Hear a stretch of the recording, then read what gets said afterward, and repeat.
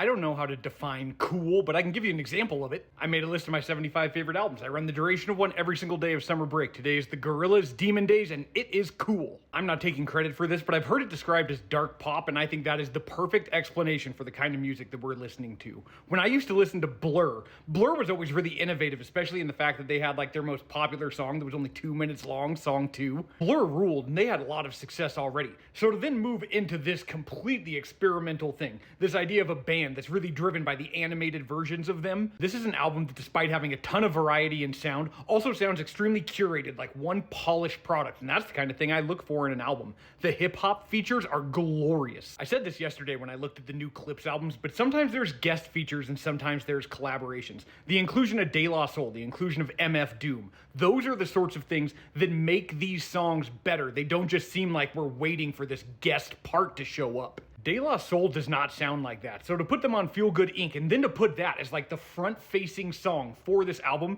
is just such a badass move. I love that. That song at the end where they have Dennis Hopper narrating is basically just the plot of Trolls before Trolls came out. Way to see the future. Despite it not being a running album, I put in my miles. Demon Days is an absolute classic. I'm gonna go hop in a public pool. Have a good day.